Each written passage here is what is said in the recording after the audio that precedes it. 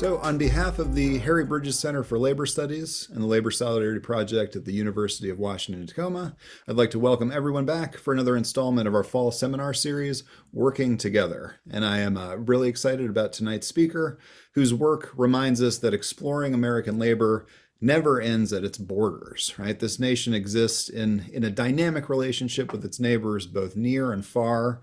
And historically, that relationship's been defined by patterns of exploitation, segregation, and racialization. And I think, sadly, as many of you are well aware, our own local labor history rehearses this process, right? The fact that the birthplace of the Tacoma method now plays host to the Northwest Detention Center certainly complicates our understanding of just how far we've progressed or evolved as a city over time. And I think it also reveals the degree to which, issues of race, ethnicity, and nationality continue to challenge our ability to make good on that national promise of providing a, quote unquote, land of the free.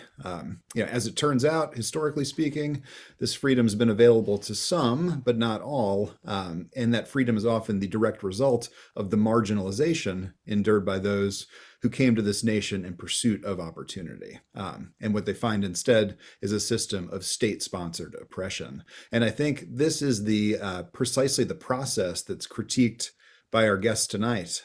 Dr. Maria Quintana is an assistant professor of history at Sacramento State University. She is the author of the forthcoming Contracting Freedom, Race, Empire, and U.S. Labor Importation Programs, 1942 to 1964, which is being published by University of Pennsylvania Press in the May of next year.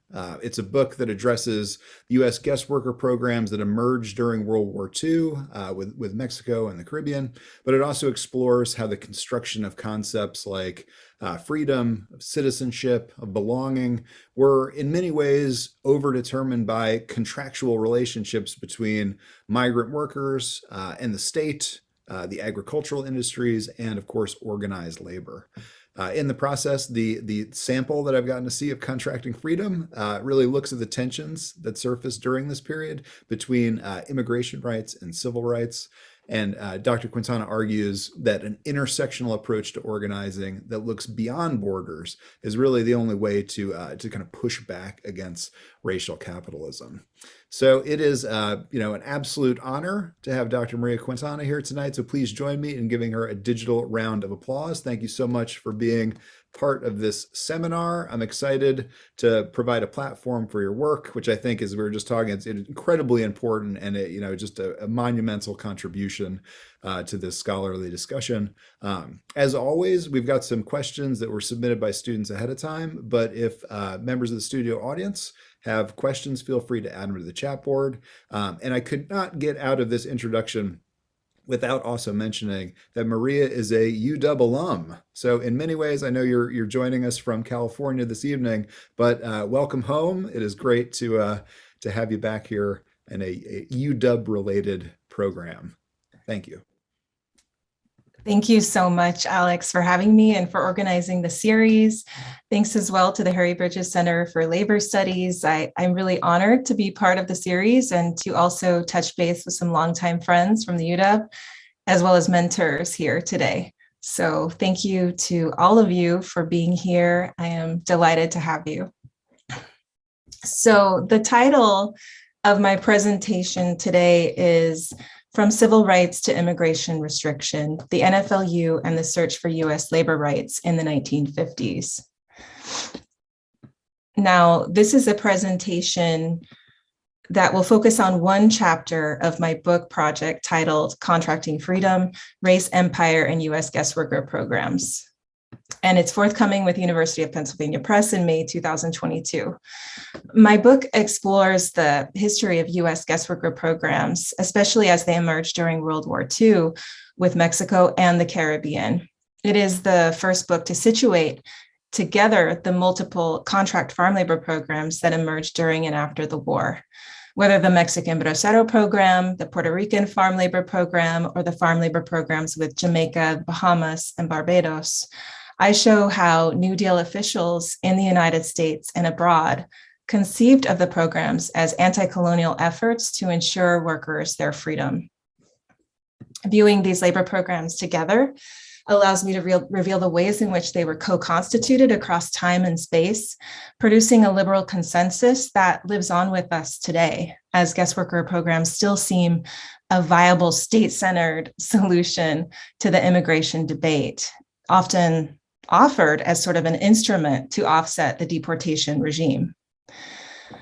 My research also resituates the labor program within, actually not just the labor programs, within the context of the unexplored historical perspectives from which they originated, including the New Deal, Japanese American incarceration, the US Civil Rights Movement, the anti-colonial movements in the Caribbean, and the history of transatlantic slavery.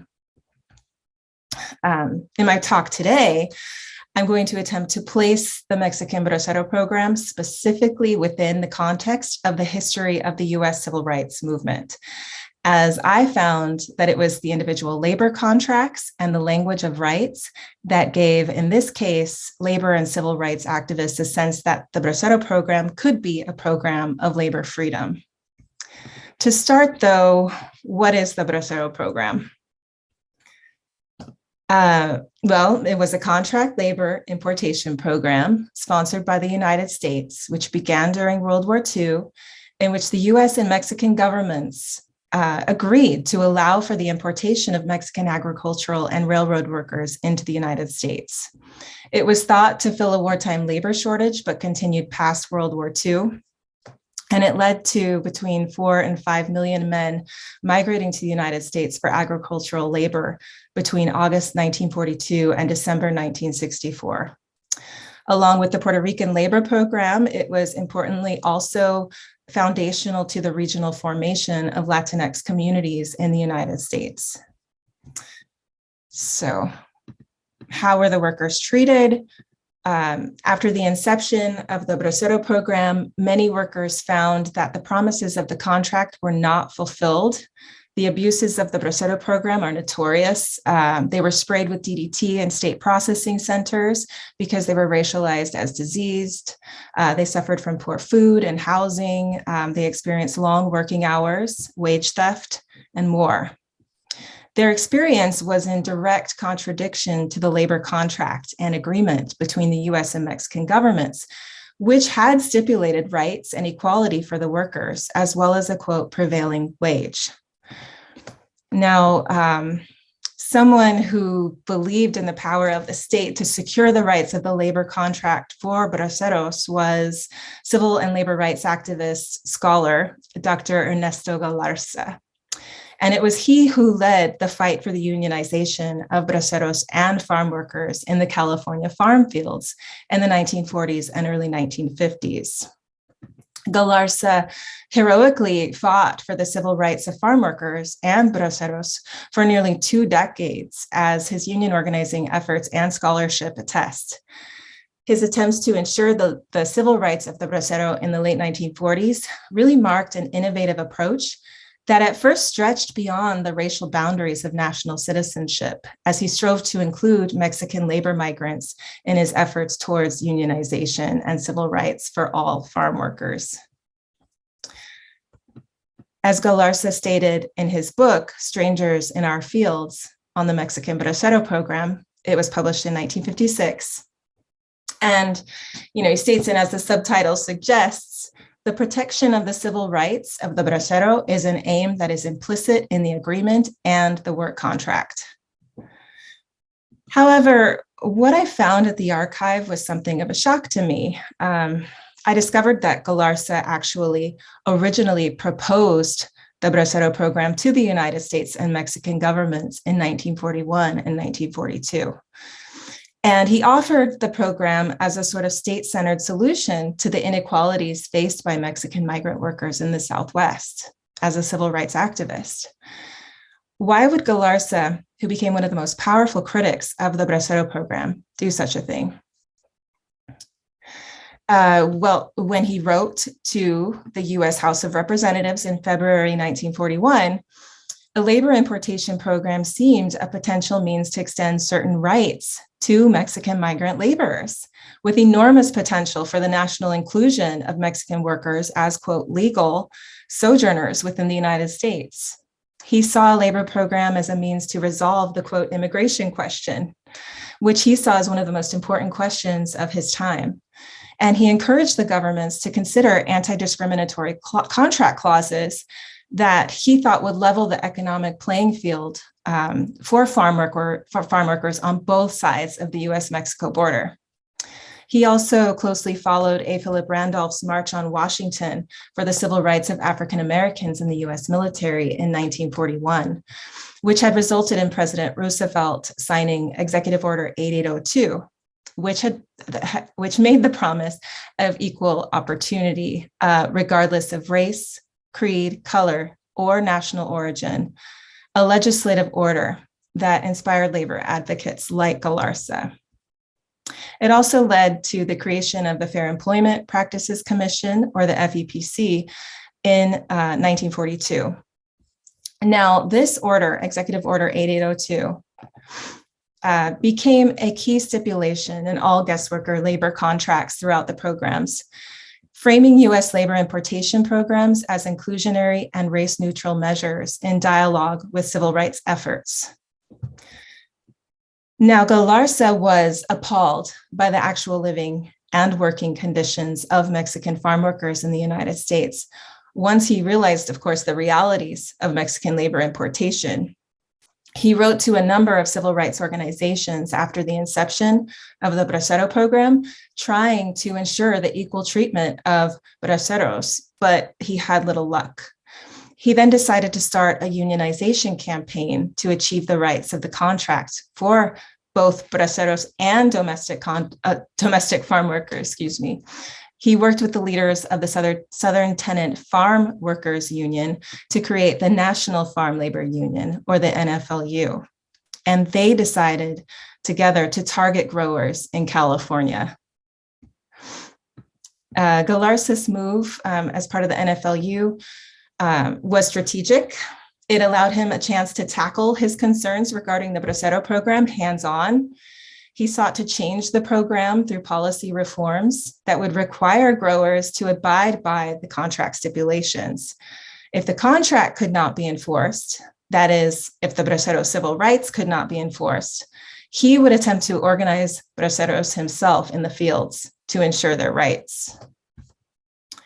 In October 1947, Ernesto Galarza and the NFLU first entered the farm fields of California in an attempt to unionize braceros and U.S. farm workers. They struck the DeGiorgio Corporation in the Central Valley and refused to work until better pay, work conditions, and a union contract were offered. And like I said, they included both braceros and undocumented workers in their unionization campaign. The organized workers sustained a 30-month strike and boycott in an attempt to pressure DeGiorgio to recognize the labor union. Now, according to Article 17 of the labor contract, braceros had the right to representation. They had the right to organize. As the article states, the worker shall enjoy the right to participate with other workers in the selection of representatives who shall be recognized by the employer as his spokesman for the purpose of maintaining this agreement. More than any other contract stipulation, this is the one Galarza fought for. However, DeGiorgio leaned on the state and law enforcement to intimidate and assault workers so as to weaken strike morale. They also hired undocumented workers and braceros as strike breakers. Now, initially, Galarza and the NFLU ventured to include braceros and undocumented migrants in their unionization campaigns, as I stated, but they became increasingly frustrated with their efforts towards inclusion due to growers' strategic employment of undocumented workers to break the strikes. Union pressure made hiring braceros more difficult, so DeGiorgio looked to undocumented Mexican workers. The NFLU called on the INS to deport them. Between 1947 and 1949, the INS raided DeGiorgio 19 times, arresting 315 undocumented workers. As Galarza stated, the state was literally flooded with braceros while we were on strike and before the strike and after the strike. So everywhere we went, we had to contend with these workers. From 1948 to 1951, I participated in probably 20 strikes, and always that was the problem. And if there were not enough braceros in the area to satisfy the growers that had replacements, they would bring them in from Mexico. After the strike started, with permission from the Department of Labor, they had no trouble getting permits for braceros. Now, Galarza realized the futility of strike actions as long as a large and an inexpensive pool of braceros was readily available. According to Galarza, another formidable card played against the union was the employment of undocumented workers. He said, quote, "They do not speak English. They are completely ignorant of any legal obligations that the employer may have with respect to them. They cannot file claims of any kind because of their illegal status. They cannot invoke the protection of the Mexican consul. They are, in short, perfect strike breakers." Now, DeGiorgio was so successful at using Mexican contract workers and undocumented workers as strike breakers that the strike failed after 30 months in 1950. And as I mentioned, instead of uniting with undocumented workers, Galarza and the NFLU came to see them as outsiders who stood in the way of justice and freedom for US farm workers. Why would he do that? And I argue in the book that at the heart of the US and Mexican labor unions' exclusionary practices, and I'm going to talk a little bit about the Mexican labor unions as well, because they as well participated in exclusionary practices towards undocumented workers. At the heart of that exclusion was the labor contract. Galarza and the NFLU's mission in particular was to mobilize the federal government to enforce the Bracero labor contract and to protect the civil rights of both the US farm worker and the rights of the Mexican agricultural workers. As Galarza argued, he said, if foreign labor should be contracted, such labor should be contracted on the basis of equal conditions for all.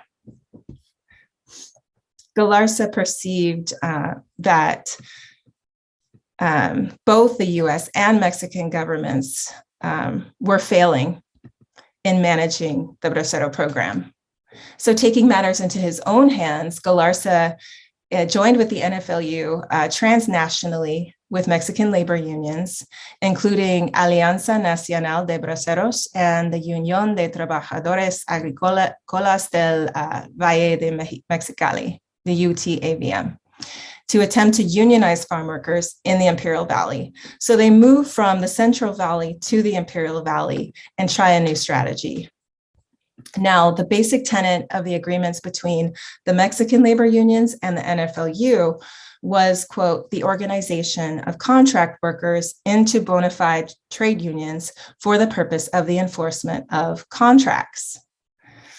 As Galarza explained to Alianza, quote, the contracts written and ratified by the governments are not complied with because the Bracero lacks the collective power to make them comply. The NFLU, in combination with Alianza, would give Braceros that collective power by integrating them into the rank and file of the NFLU as dues-paying members. Another agenda of the NFLU and Alianza was to serve as a grievance agency, so to speak, providing assistance to the national governments on both sides of the border to guarantee compliance with the contract. Alianza, the UTAVM, and the NFLU also tried to be present at meetings between the US and Mexican governments in the negotiations of the labor contract so that contract policy could be changed. It was very clear from these actions that the unions had confidence in the state, in international cooperation, and in the capacity of the contract to guarantee individual rights and equality. However, in striving to ensure contract compliance or the civil rights of the Bracero, Galarza and the NFLU also believed that they had to eliminate the, quote, wetback problem. And this is a term that they used. They sought to wrest control of recruitment from labor contractors and place labor contracting in the hands of the union to avoid the hiring of undocumented workers who could potentially be an instrument used to break their strikes. As they learned from their attempts to organize braceros in the Central Valley, any attempt to strike with unionized braceros would be pointless if they were replaced by undocumented workers. Now, they really took for granted here the federal government's capacity to enforce such distinctions in the first place, that is, between documented and undocumented, or legal and illegal. And in doing so, and taking that for granted, the NFLU and the Mexican labor unions together targeted undocumented workers as the core problem faced by the labor movement. This was demonstrated by an NFLU strike in which Galarza led over 5,000 farm workers in El Centro against Imperial Valley growers from May 24th to June 25th, 1951. The strike was, quote, against quote, wetback labor conditions imposed upon American workers by the Imperial Valley Farmers Association. The NFLU and the UTA-VM then led a roadblock to prevent Mexican migrants from entering the United States, posting picket lines along the border and forcing truckloads of workers to turn around and go back to Mexico. On May 30th, 1951, the local police arrested 16 NFLU organizers for obstructing traffic in Calexico to prevent trucks carrying undocumented workers from entering the United States. Some union members spent nearly 30 days in jail as a result. According to a 1951 NFLU report entitled Wetback Strike, a report on the strike of farm workers in the Imperial Valley of California, these roadblocks were a success, reducing the total number of quote unquote wetbacks in the area from 5,000 to 2,000.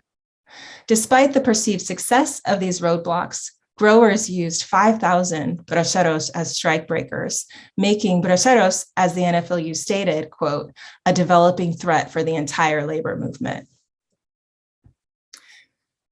By 1951, Galarza and the NFLU concluded that if they stopped the flow of undocumented Mexican migrants, growers would not be able to hire them as strike breakers, aiding the NFLU's struggle for civil rights for all farm workers. U.S. labor, therefore, came to support deportations as a means to make the freedom and equality of U.S. farm workers and braceros a possibility. Perceiving the labor contract as a vehicle for the rights of the bracero, the unions together sought contract compliance.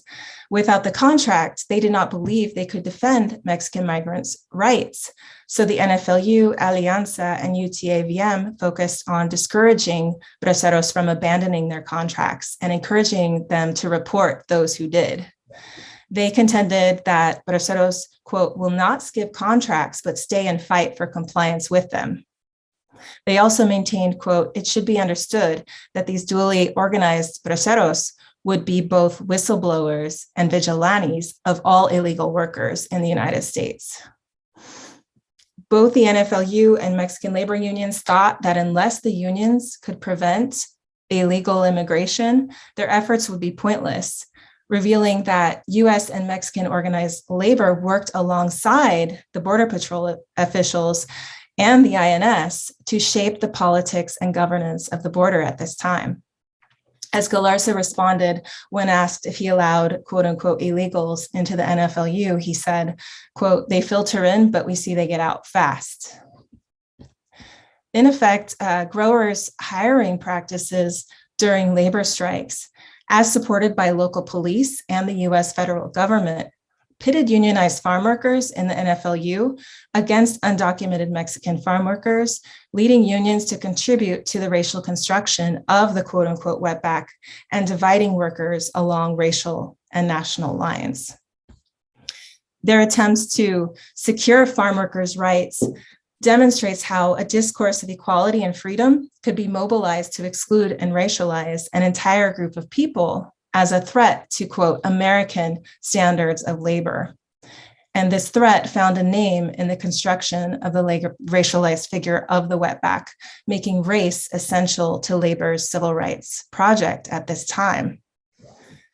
Galarza, the NFLU, and members of the US labor movement were convinced of the power of the state to distinguish between who had documents and who did not. They also believed that US and Mexican labor unions could effectively assist the governments in distinguishing between wetback versus bracero and legal versus illegal. Their focus on civil rights and equality, as well as state protection, properly ensured by the labor contract, provided the necessary condition to exclude undocumented migrants from the union. As Hank Hassawar, who was president of the NFLU, demanded in 1951, the union insists that the Mexican nationals should have the right to union representation and enjoy equal standards with American workers. The union will continue to fight for control of the flow of imported labor so as to protect American standards for all workers. In the NFLU strikes in the Imperial and Central Valleys, braceros and undocumented workers had their hands tied. They could not express solidarity with local farm workers by joining strikes or refusing to cross picket lines because they could be deported at a moment's notice. If they became undocumented, they would be excluded from the labor movement with even less ability to defend their rights. The NFLU's focus on the rights of the contract forced domestic farm workers as well to see undocumented migrants only as foreign competitors and the cause of lower wages, not as part of the same farm worker class. And again, it was their faith in the ability of the state to distinguish between legal and illegal workers and to protect the state's ability, to protect the rights and equality of all workers under the contract. That was what led them to that conclusion. So while supportive of braceros and their civil rights, the NFLU did not consider how braceros relied on the fluidity of the line between legal and illegal to protect themselves from abusive employers in the face of rampant disregard for their labor rights, such that any Mexican migrant without a contract was essentially an undocumented bracero, right? Skipping the contract, in fact, was one of the few means braceros had to protest contract violations. Dozens of braceros confessed, for example, a few of us have read our contracts, but we just read them for fun. The contracts do not mean anything in this camp. And another bracero stated, we don't care about the contract. It only means that we can't take some better job.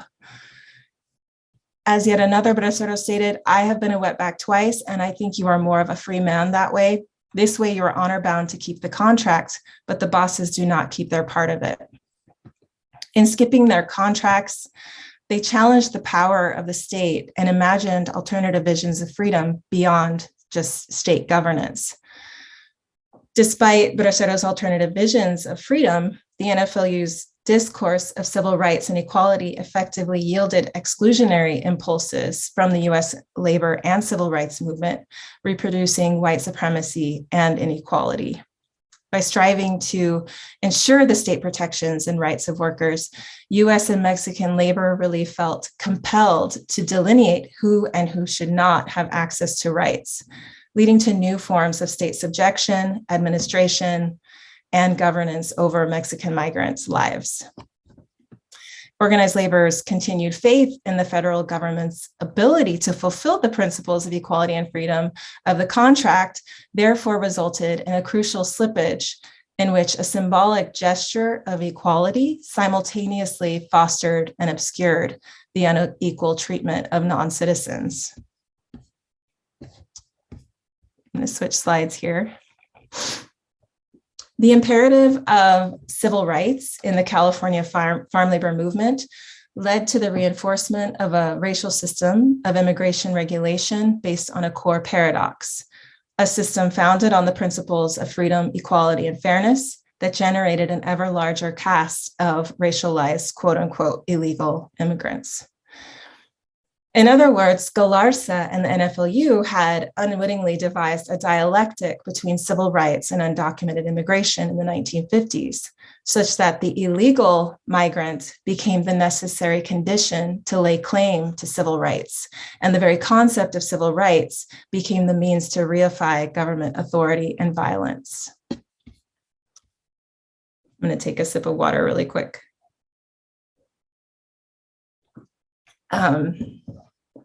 It's interesting to note that, ironically, the federal government was never quite as invested in organized labor as organized labor was in the federal government.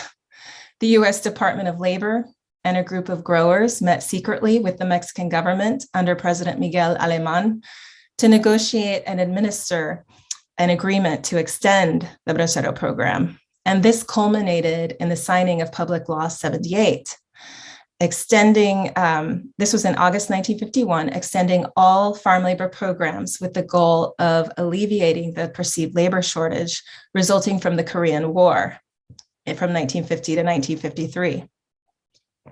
So the NFLU and the Mexican labor unions were kept out of the negotiations. When Galarza discovered that these meetings would take place, he went to Mexico City and joined with Alianza in a public meeting to binationally discuss the labor program extension. The Mexican government reacted with an assault on Alianza and UTAVM, prosecuting the executive board of the union and arresting many union members. By October 1951, Galarza's organizing efforts in the Imperial Valley also failed, and the NFLU's lack of progress in organizing braceros in the United States led them to exclude even braceros from their unionization efforts. Rather than organizing with braceros or continuing to organize with them, Galarza began to focus on research and the collection of evidence about the Bracero Program, resulting in the publication of his book, Strangers in Our Fields, which I showed you earlier. As Galarza stated upon reflection, it was clear that unless the Bracero and wetback tide was turned back, domestic farm workers' efforts to organize were doomed in advance. Now, organized labor in the US agreed. As C.J. Haggerty, Secretary Treasurer of the California State Federation of Labor, AFL, claimed, the AFL is under moral obligation to protect the living standards of all who work on our soil, regardless of race, color, creed, or national origin. With this in mind, he continued, quote, the admission of Mexican farmhands without bilateral contract protection is a dangerous blow aimed at both the American standard of living and the welfare of the Mexican workers. The AFL viewed undocumented migrants as an obstacle to their pursuit of civil rights and protections for all workers, regardless of citizenship. This logic culminated in the mass deportation project known as Operation Wetback in 1954. With Operation Wetback, the INS, in cooperation with US labor and other local, federal, and state organizations, convinced many migrants to leave voluntarily through self-deportation, resulting in nearly 200,000 total deportations. Operation Wetback was never entirely successful in preventing profit-seeking growers and contractors from recruiting illegal labor. Instead, what it resulted in was an increase in the recruitment of braceros and a more permanent and strategic Border Patrol presence under the guise of national security. As Operation Wetback effectively but temporarily curbed the quote unquote illegal importation of Mexican labor, growers again looked to other places, looked to Puerto Rico, the British West Indies, the Philippines, and Japan as a source of labor, hoping for new programs, new guest worker programs that were not as mired in bureaucracy or red tape as the Bracero program had become. In 1956, the United States began to slowly import Japanese guest workers, importing 390 in 1956 and 1,830 by 1960. So every year, more and more between 1956 and 1960. Starting in 1957, the US government also recruited a small number of Filipino contract workers, with about 30 Filipino contract workers employed at any given month in California. Labor, again, had its critiques. As an AFL-CIO member stated, quote, the existing Japanese farm labor importation program is a despicable form of colonial wage slavery. No program is more un-American, unquote. Now, numerous scholars scholars and historians, I should say, have addressed the 20th century growth of state power and violence against Mexican labor migrants, focusing on the exploitation, dispossession, and deportation that arose with increased governmental power over contract workers. Historian Adam Goodman, for instance, mentions in his book, Deportation Regime, I think I maybe got that title wrong. I'm going to look into that in a second. Hold on one sec. Anyway, historian Adam Goodman in his book, Deportation Regime, that the INS carried out nearly 6 million expulsions during the period of the Bracero Program, almost all to Mexico, and roughly 6 times as many as in the previous half century. In other words, it was only when the US and Mexican governments established a legal contract labor program that the focus on worker illegality gained wide popular traction in the United States, making it essential to understand how liberalism and the labor contract, or the notion of rights in the state, fueled the application of state power and violence against migrant workers. So just to reiterate, Adam Goodman says that the INS carried out nearly 6 million expulsions during the Bracero Program, and that was 6 times as many as the previous half century. So what I was saying was legal contract labor programs, basically that produce illegality, right? And that idea gains wide popular traction as a result. And that makes it essential, worker legality and the labor contract, essential to understanding the application of state power and violence against migrant workers. So the analysis presented here is a reminder that effectively revising immigration politics and improving on immigrant worker conditions will not come from top-down state-led social justice measures. In order to see the world differently, we need a change in our perspectives beyond national borders, the nation state, and the law that has shaped our thinking.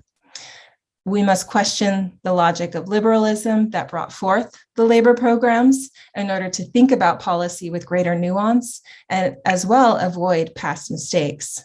Without a fundamental change in our epistemologies, guest worker programs will continue to seem like the solution to the violence of deportation and labor exploitation, when in fact, guest worker programs have historically been the catalyst for racial violence and increased deportation measures. I do not mean to suggest that we dismiss or abandon the meanings and language of civil rights, but the history of these labor programs challenges us to ask a deeper question: civil rights and freedoms, but for whom and at what costs? So I'm going to end there and open it up for conversation.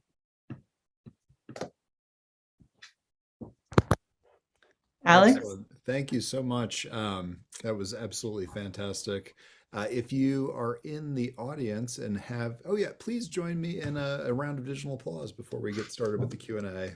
It's fantastic. I've absolutely loved the reading sample you provided and can't wait to check out the book in its entirety.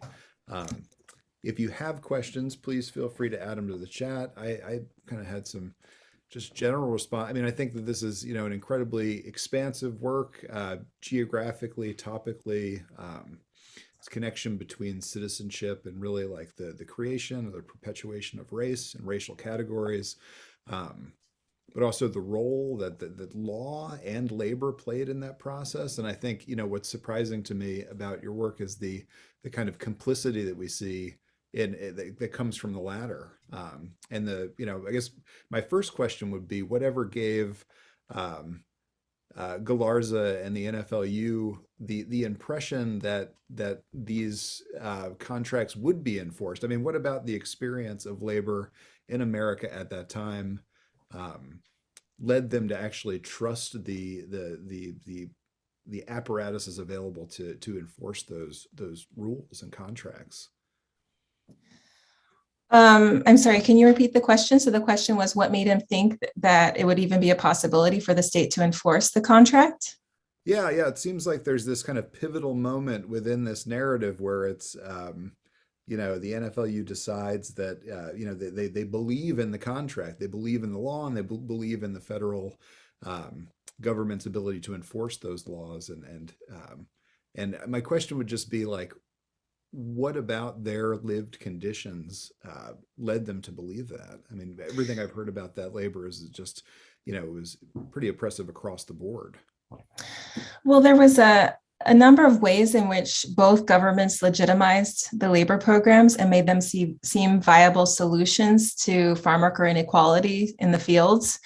And, the one of those was, for example, Mexican consuls. So it seemed that there would be some sort of compliance machinery in place that would protect workers. And so, you see, for example, maybe 300 Mexican consuls assigned to all of the Southwest, right? Which means that very few workers actually even have access to a Mexican consul. And even if they did, those consuls were actually, told by the Mexican government, by government officials to play down the workers' mistreatment, right? Or to remind the workers, just buckle down, do the work, because they wanted the labor program to seem like a viable solution. And so, it's interesting. I think, first of all, there was a process in which Galarza convinced himself from the beginning in proposing a guest worker program that, where you could tell very clearly that he thought a state-centered approach to protection for the workers would effectively eliminate inequality. He really thought of this as sort of a New Deal measure by which, through patterns of state resettlement efforts, that workers would somehow then be taken care of, and that the economic playing field would be leveled. And so he came to these programs with that assumption. And then when he saw that not happening, it was sort of like a disconnect, right? He's like, this is impossible. This isn't what I had envisioned. And of course, he was furious. And so he was like, well, this is, there's a reason there's a labor contract. This is what we wanted to begin with. So let's go ahead and just make sure the state is complying with that contract. And so it really became a sort of optimism that the state would, in the end, fulfill the rights of workers. And it comes from that place where Galarza believed in and hoped that liberalism, that the state could fulfill the tenets of liberalism written into the contracts, that is, of universal rights. So I think, it also comes from this period when you have all of these different labor and civil rights activists coming together in a very naive sort of way, thinking that, racism is the result of individual psychology. If we can just change individual psychology, then we can eliminate racism. And that isn't what happened. So I hope that answers your question. It does. I was just going to follow up. I mean, from your research, do you get a sense of any regret on his part for basically excluding such a large number of people from the union, when and sort of prohibiting or establishing barriers from establishing that kind of solidarity? I don't know if he ever really regretted the exclusion. I think he really thought of it as a civil rights, social justice measure, that the only way to get farm workers their rights was to exclude, undocumented migrants from his organizing efforts.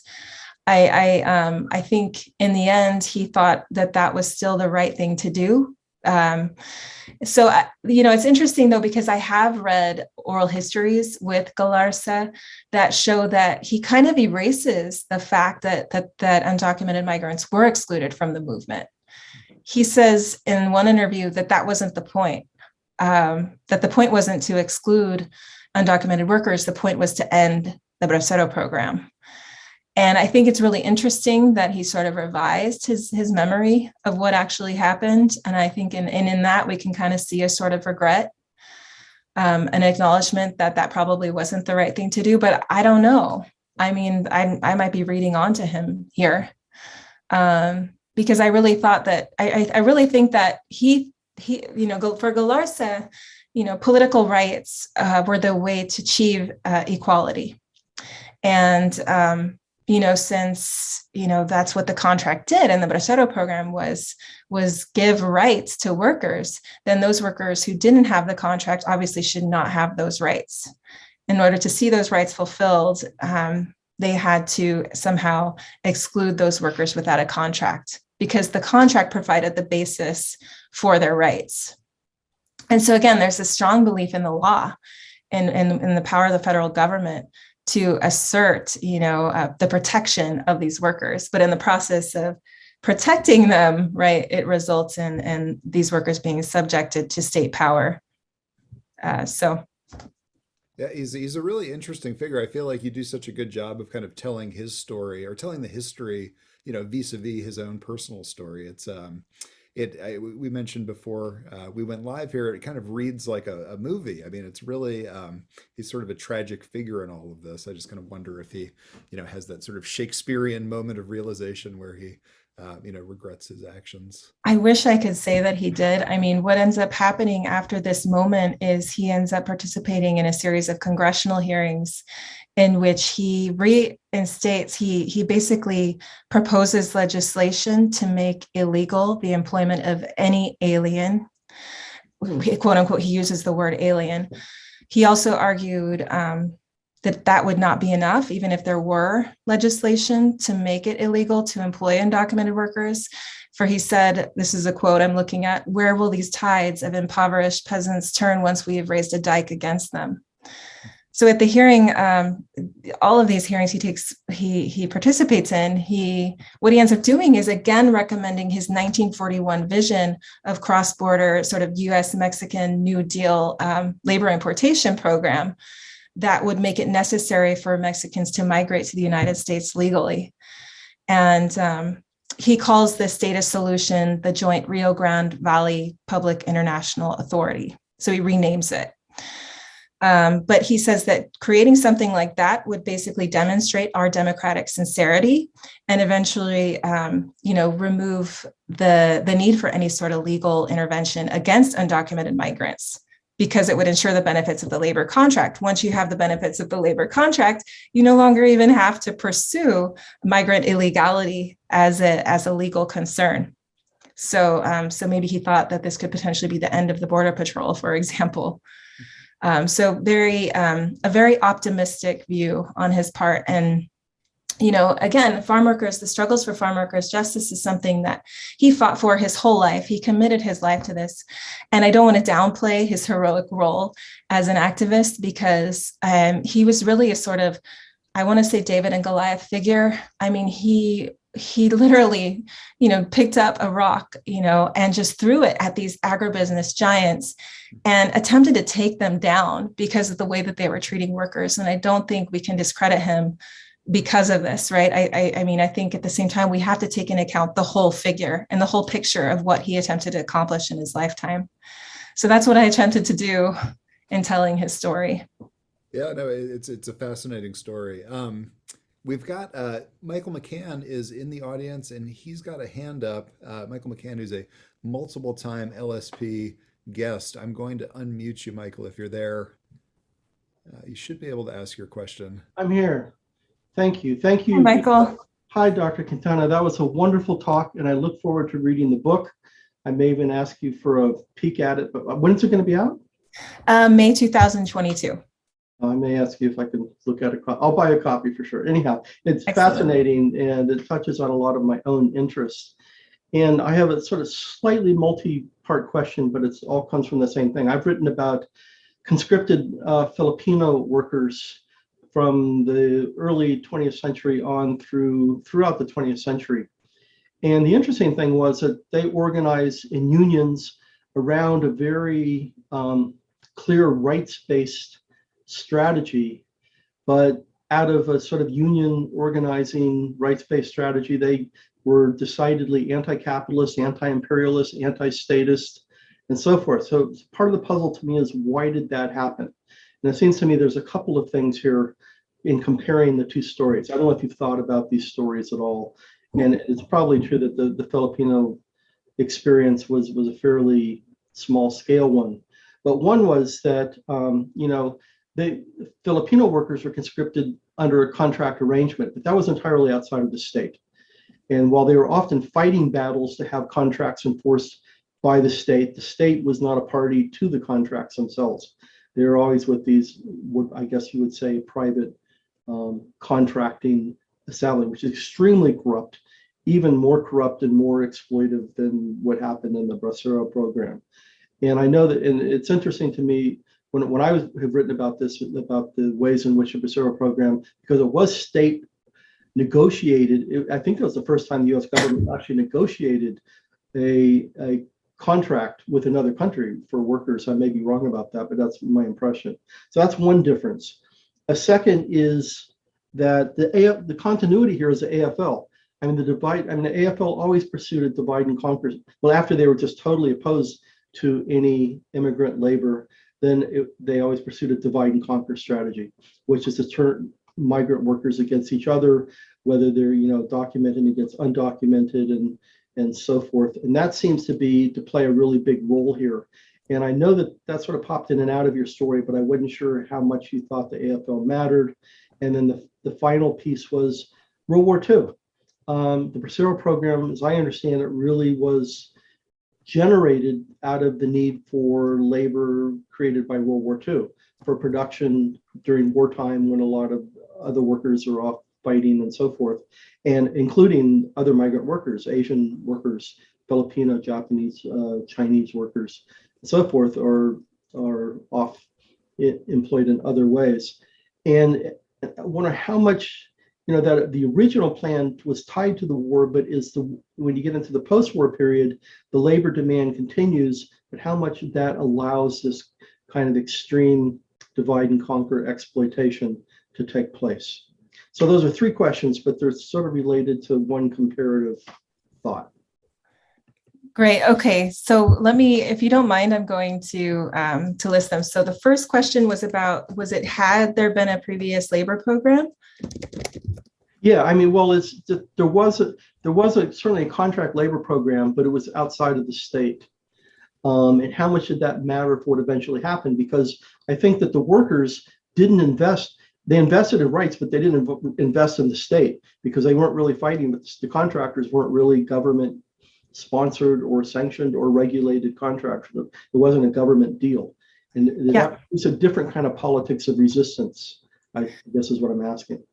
No, yes, I think these are excellent questions. And I just wanted to say thank you first before I start to begin to try to answer them. But I think it's really interesting. And what I'm seeing are a lot of parallels to the First World War I Mexican Bracero program. So there actually was, before this, an attempt to, by the state, by state agreement between the U.S. and Mexican government to import Mexican workers as farm workers during World War I to meet the perceived wartime labor need. And but that particular program was interesting in that it allowed employers to privately recruit contract workers with little government interference.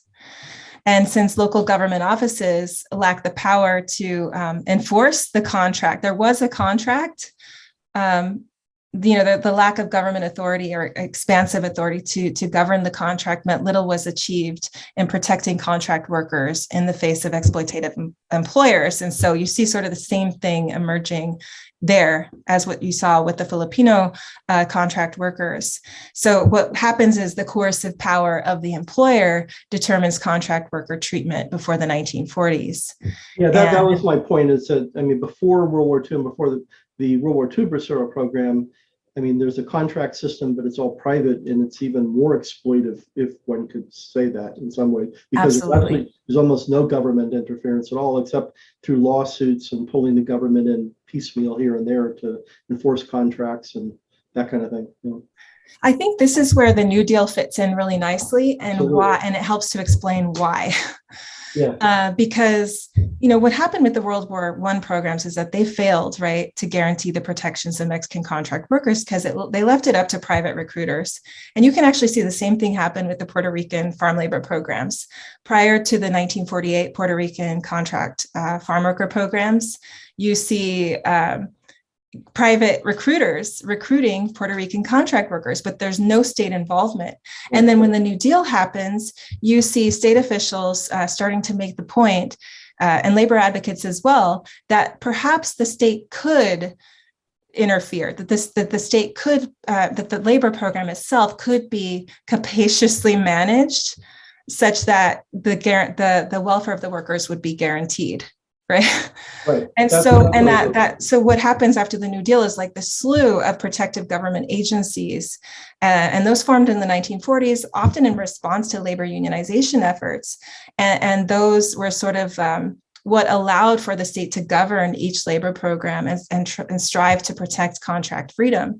And the same sort of situation emerges with the Puerto Rican government at this time in the 1948, post-1948 period, is they start to see the labor program as a New Deal project to improve the livelihood and rights and give rights to all workers. And so, they frame it as sort of this populist measure that's going to benefit workers. And I think that sort of optimism of the New Deal, and the idea of expansion of government authority to protect workers' rights is what really fueled, this animosity towards undocumented workers, because it was like, well, at that point, the question of rights was such that they had to ask whose rights, right? And if undocumented workers were being hired, you have, and on top of that, right, undocumented workers continuously replacing braceros and domestic farm workers on strike. And so, there's this idea that, well, if we can just get rid of them, then that'll solve our problems. Right. But the idea of getting rid of them had to do with the civil rights, right? To get our civil rights, we have to do this. And so I think in this case, well, it's not just the New Deal, but as well, like you mentioned, the role of World War II, because World War II was one of those moments where we see this massive expansion of state power. And instead of individual private contractors hiring workers, you see the government taking on that role. Right. And I argue that a lot of it has to do, and this is in chapter 1 of my book, it has to do with the Wagner Act, because that is when you see sort of this expansive view of liberalism coming out of the government officials' ideas about workers and the application of state power to protect workers' rights. So I think that as well can explain why they turn to the state, because this idea of workers' rights in the state becomes so predominant or so prevalent at this time because of the New Deal, because you have government officials like Robert Wagner, for instance, arguing for state-managed workers' rights, the state management of workers' rights through example, the NLRB, the National Labor Relations Board. So, yeah, it's interesting. But yeah, I think for the most part, it has to do with the fact that you have all these government organizations forming, and you have labor advocates and activists alike, civil rights activists alike, thinking that maybe state power is the way to go to achieve worker equality. Yeah, and that may explain the Filipino experience, because their formative visions of rights and empowerment through unionization never really relied on the state very much. And in fact, we're very self-consciously anti-statist from the beginning in a kind of socialist, radical kind of way. So, I mean, the interesting question for me is the formation of a kind of rights consciousness or rights strategy and how it's related to the state and historically when that happens. That was all that you said is very helpful. So I appreciate taking the time to do it. Absolutely. Thank you for the questions. I hope my responses answered your questions. Yeah, well, it pointed a long way toward it. There's no obvious simple answer to it, but it was a great answer. So thank you. Thank you. Yeah, I kind of tripped in the talk about Adam Goodman's book. It was not, just occurred to me, it was not Deportation Regime. The name of his book is Deportation Machine, for any of those, for those of you who are interested. Any other questions? We did have one in the chat. You have to scroll up a little bit. Mira asked a question about, she wanted to know whether or not you were willing to comment on the recent successful fight for the mostly undocumented farm workers to unionize in the United Families for Justice in relation to the Bracero Program. She's seeing a parallel between the workers included in the Bracero Program and workers in H-2A visas today, and then asks if there's anything fundamentally different when we look at sort of historically how these workers have been treated and how they're treated today. This is an excellent question, Mira, and thank you for asking it, especially when you see undocumented farm workers having these successes in the field, we want to know, what's different and what's the same about this particular period. And I think what's different more than anything is that today, Mexican and Mexican American civil rights organizations in the United States now have taken on, the rights of undocumented workers, that the ideas have shifted somewhat. The exclusionary impulse that I was talking about, it no longer exists today when we're talking about the move for workers' rights, the movement for workers' rights, as well as, Latinx civil rights organizations. But I do see that there's a lot of parallels today. I don't think, quite honestly, much has changed for guest workers in the United States since the Bracero Program. I think they continue to be a response. I know that from my research, that they do continue to be a response to the deportation regime that marks our immigration system today, such that whenever you see a sort of call to, build that wall, or, whenever you see any drastic deportation measures taking place, you also see the rise and increase of U.S. guest workers in the United States, except now they're not just, Mexicanos, they're from all over the world. And so H-2A, H-2B visas now mark those programs. And there's even less of a means to sort of intervene on their behalf, although there are plenty of organizations who do and are intervening on their behalf, but mostly in secretive ways, because, again, they don't want the workers to be deported and lose their jobs, or worse, be punished for resisting their treatment. But so what's different today, and the reason I think now we see organizations like Familias Unidas por la Justicia is because in the mid-1970s, there was really the shift in the politics of the Chicana movement that led many to reconceptualize their relationship to Mexican migrants. And they began to include undocumented migrants in their struggles. And they developed, this conception of community that was inclusive of both Mexican Americans and Mexican immigrants, insisting really that anti-immigrant sentiments and policies translated into discriminatory measures against anyone who looked brown. And so by the late 1970s, you see organizations like the Center for Autonomous Social Action, or CASA, the Committee on Chicano Rights, CCR, the National Council of La Raza, NCLR, MALDEF, LULAC, UFW, and more, actually supporting undocumented Mexican migrants, arguing that they take jobs that no one else wants. And so I think these successes are largely the result of that change, that shift. But that doesn't mean that the liberal consensus has shifted, right? Because this idea that guest worker programs are sort of a salubrious response to worker inequality, worker mistreatment, or to, uncontrolled, undocumented migration is still alive and well. And that's the big problem that my research points to, is that the consensus politics is that guest worker programs are still a solution. But really what ends up happening is that workers often, who have H-2B visas are kind of forced into, systems of exploitation that require them to make difficult choices and sometimes go illegal, for example. And it just reinforces the whole deportation regime. I hope that answers your question. Excellent. We have actually another former LSP guest, Alina Mendez, who I know you know. Yay! Yes, I'm so glad to see you, Alina. Has agreed to be unmuted, so stand by, Alina. Hi, Maria. It's so good to see you. I'm genuinely so excited about this project. I can't wait to read it.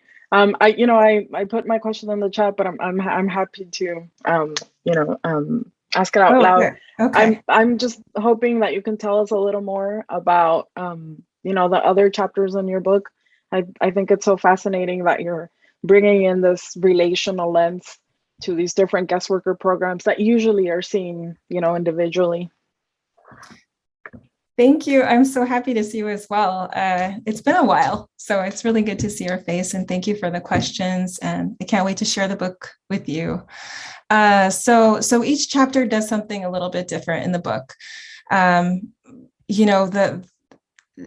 first chapter, it examines contract law and does sort of a genealogy of the contract to show how the language of contract emerged out of slavery, and not just slavery itself, but out of the dialectic of slavery and freedom, and this idea that contract workers were somehow like slavery, or were programs of freedom to operate against slavery. And in doing that, sort of reified slavery and freedom. And so the first chapter is just sort of like an analysis of the history of the contract itself and how the contract works. The second chapter is about the history of US imperialism in Latin America and the Caribbean, and how it has really sort of fueled labor migrations and forced people to migrate, often coercively, right? So that people who migrate don't often migrate because they want to, right? It's because of US imperial practices in Latin America. And that is what, leads them to leave. But I also address in chapter 2 Ernesto Galarza and his initial proposing of a Mexican labor importation program in 1940 and 1941 as an official of the Pan American Union, and how he really takes part in forging this particular kind of liberal politics that celebrates US guest worker programs as marking sort of a new hemispheric age of freedom. So at the same time, you have this critique of imperialism. You also have this, because Galarza is definitely an anti-imperial figure, but he doesn't necessarily see the ways in which US imperialism fuels these labor migrations in the first place. And so that's what I try to show, is that, that there's these broader shifts in state power and in capitalism, which leads to labor migrations. And then chapter 3 shifts the focus to the US West to explore the intimate links between the incarceration of Japanese Americans during quote unquote internment and the importation of Mexican laborers in 1942. And I show how Japanese American internment and Bracero Program, that the justifications for both kind of mirror each other, so to speak, or analogous. And what results from that is the Japanese American incarceration results in its own contract labor program, in which Japanese Americans who are incarcerated are asked to work as voluntary contract farm workers alongside braceros. So that chapter sort of focuses on how state power works in that sense, and how Japanese American incarceration in concentration camps ironically contributes to the labor shortage in the first place, and then leads to more braceros being brought in. So sort of a co-constitution, if you will. And then chapter 4, I just presented. So that's what you heard about today.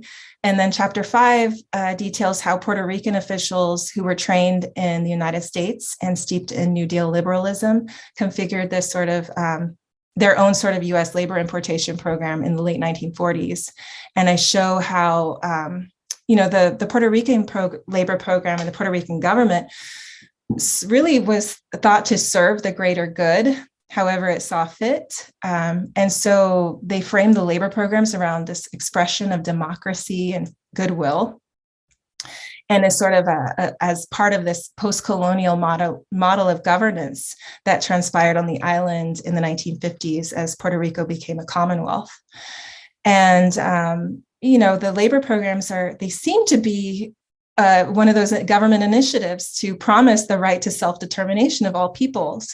And that's because it's thought that workers can go to the United States, earn money, and bring that money back, which will improve the island economy and then allow for the independence of Puerto Rico from the United States. And what ends up happening is, of course, that rhetoric actually makes it possible for the US to maintain its hegemony over the island in the first place, right? And then in chapter 6, I address the struggles of British West Indian contract workers in the Caribbean alongside the Black freedom movement in the United States. And that chapter really just tries to illustrate how the promises of liberal protections and rights through the labor programs expanded the US government's influence over the Caribbean. And some anti-colonial activists actually even welcomed that as a means to gain national independence for the islands. And so you see, for example, the labor programs emerging as a political device for political leaders to gain votes. So it's actually used as a device to, to ensure independence, but also the measure by which politicians are judged. And so that then, of course, legitimizes the US presence across the Caribbean as well. And actually power over politics, so to speak, right? So that chapter is about that. And then I write in the conclusion a little bit in the epilogue about contemporary guest worker programs and how we still sort of, form our ideas about guest worker programs around this consensus politics that is very limiting. And it's because of this idea of freedom that we continue to do so. And so I argue for more expansive visions of freedom, those elaborated by the workers themselves, rather than the ones that look to the state to achieve, social justice and change. So that's kind of it in a nutshell. Sorry, that was very long-winded, but I'm working on the proofs right now, the copy edits, so it's all in my head at the moment. It's a big nutshell, but it seems like an incredible work. That's what I mean in terms of expansive scholarship. Again, and like Alina said, sort of connecting, areas of scholarship that are often sort of siloed and not looked in comparison to one another. And I think that's going to be really exciting. I can't wait to check this book out. Great. Thank you so much. I am so pleased to be able to share it with all of you. I'm happy to be here tonight. Thanks to everyone commenting in the chat field as well. I am so glad everyone enjoyed the topic, enjoyed the research materials that I shared, and I hope you do read the book. Please do when it comes out. Do you have time for one more question? Sure. Yeah. We did. This one comes up quite a bit, and student. I know I have a number of students who've zoomed in tonight. People are just kind of curious what initially attracted you to this line of scholarship, kind of how this, how did this project evolve as you, because this is sort of a kind of an evolved version of a dissertation, right?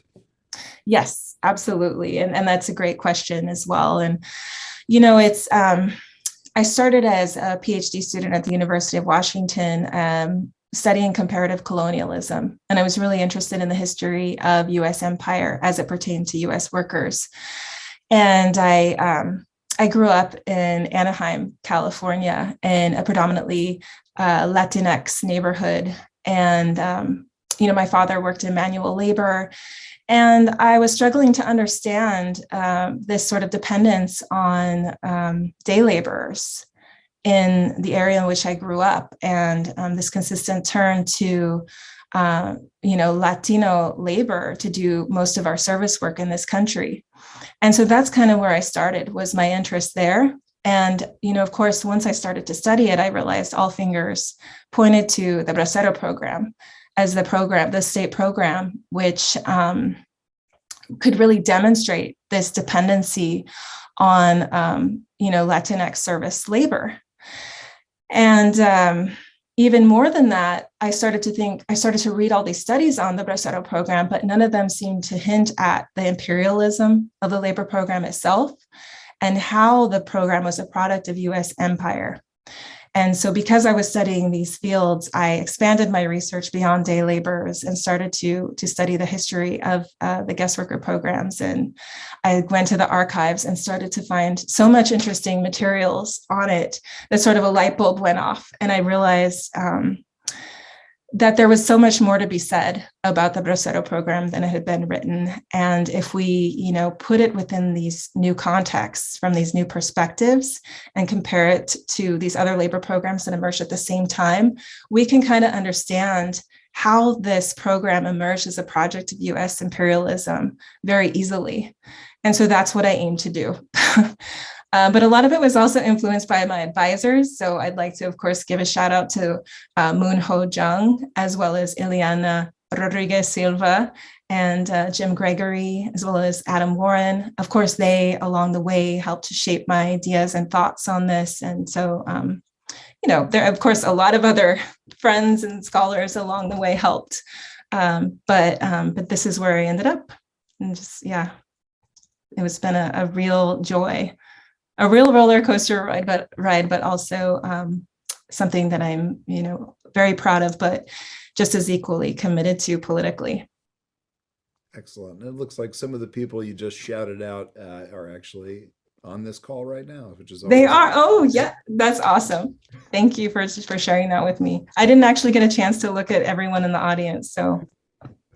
Well, this was fantastic. If nobody has any additional questions, we could probably wrap up a little early. I know you mentioned that this was kind of the beginning of what will probably be a lengthy series of book tours, and I'm absolutely honored that you chose us, the lowly LSP, to start this tour off. It's definitely an honor, and again, spotlighting this work, it's just so important. And again, I think this is a major contribution to the scholarship, and so I just can't wait to actually have the physical book in my hands. I'm sure you're saying the exact same thing.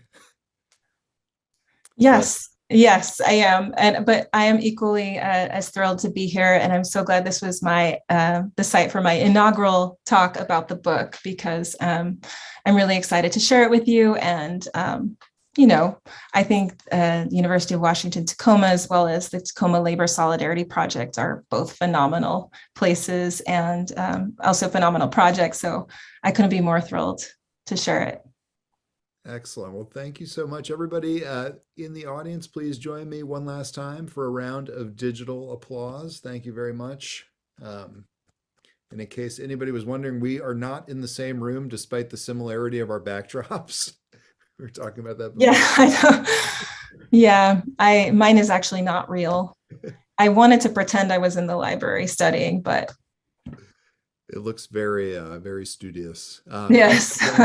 I'll be in touch soon with some follow-up, and and please remain in touch with me about this project as it comes together. I can't wait to, see the proofs. Absolutely. Great. Well, thank you everyone for being here. I really appreciate you. And thank you for your comments.